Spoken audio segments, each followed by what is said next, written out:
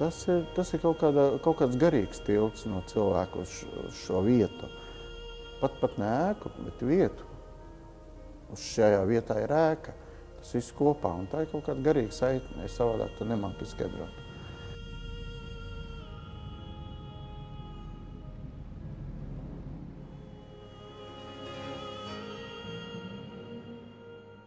Es esmu Arvīds Plokšs, daikrāsotājs. Daikrāsošanas amatmeistars.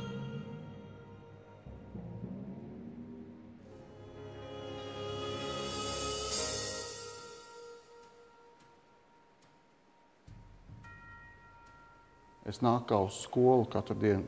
Es kā skolnieks staigāju pa baznīcu mācos.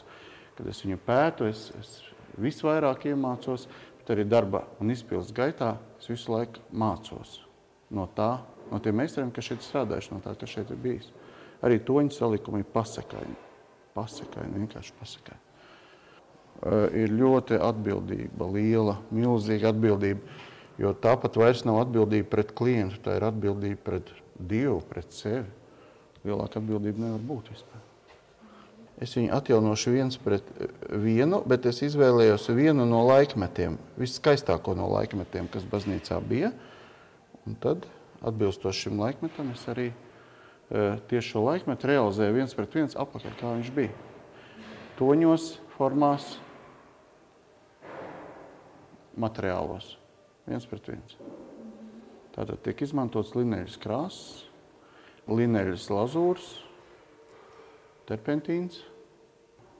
Nekāda sintētiska nealkīda materiāla šeit netiek un netiks izmantot. Un linejas krāsas, vai arī linejas molekulas ir ļoti maziņas salīdzinājumā. To var salīdzināt tā kā futbola bumbu, kas ir akrilkrāsa ar zirni, kas ir linejas krāsa. Tātad, ja viņai jāiesūcās virsmā, protams, ka grūtāk būs iebāzt futbola bumbu ģipsī vai kokā, vieglāk būs zirni iebāzt iekšā. Tad zirnis aiziet kokā kādi 5, 6, 7 mm dziļi. Futbola bumba paliek uz virsmas, viņa nekur neiesūcās iekšā. Tātad tas ir laika jautājums, kad alkīta krāsa vai emulsija vienkārši tiks aizsviesta prom no koka. Koks atbrīvosies no viņas. Kur pretī linejas krāsa ir iesūkusies, ka tur nerodas plēve, viņš vienmēr būs ar to koku, kā mizi. Tātad mēs saprotam filozofiju, mēs saprotam domāšanu, mēs izprotam materiālu, mēs sākam rotaļāties, tāpēc, ka mēs saprotam. Tā. Pat cik man ir jāzina, dažādi materiāli ir īpašības, dažādu ražotāju materiāli īpašības. Es ļoti labprāt to visu pētu un es izmantoju savā labā. Un katram nākošam darbam mēs piemeklējam labākos materiālus, kas tieši šo darbu ļaus veikt. Angļiem tas būtu Craig Rose, amerikāņu Modern Masters, Skandināvu Akzo Nobel masveida produkcija arī ļoti laba. Latvijas es labprāt izmantoju Paint Eco produktus, linejas krāsas, dabīgie produkti. Katram ornamentam viņi atrodas dažādos augstumos, dažādās vietās, ir sava nozīme un savs uzdevums. Un izejot no tā, mēs izvēlamies krāsu. Tātad grieztu ornamentiem mēs izvēlējamies Paint Eco krāsu. Šīs krāsas labo pozitīvo īpašību dēļ.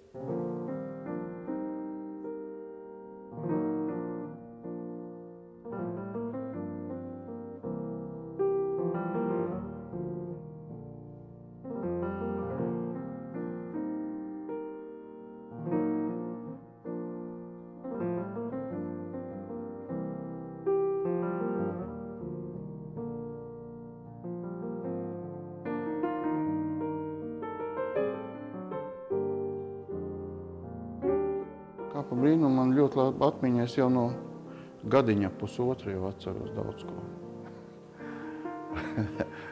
Es gribēju kļūt par šoferi, tad es gribēju kļūt par mednieku, un tad es gribēju kļūt par mākslinieku. Mamma ļāva man izpausties mājās un darīt, ko es gribu. Tas nozīmē apzīmēt sienas. Nejaucās tur iekšā un rezultātā istaba bija. Kā radi uzskatīja šausmīgi vienkārši. Bet, vecāki man ļāva to izdarīt. tad es arī lēnā garā gāju uz to.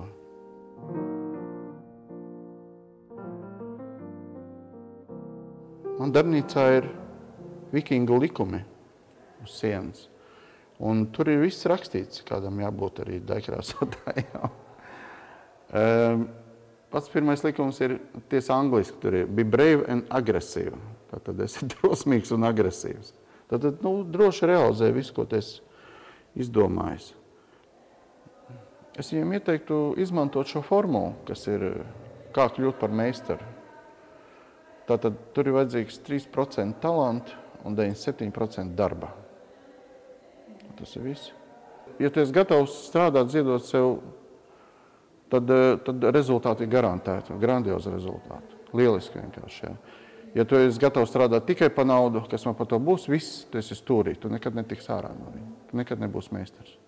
Man citreiz saka, vai tu konkurences nebaidies? Ne, es nebaidos konkurences. Man nav konkurentu un nebūs. Tāpēc, ka, ja es izstāstīšu visu par šā mirkļa situāciju, par metodēm, par visām tām lietām, es visu laiku mācos, es nepārtraukti mācos. Pēc gada es jau būšu gudrāks nekā es tagad esmu. Un, lai tik turās līdzi.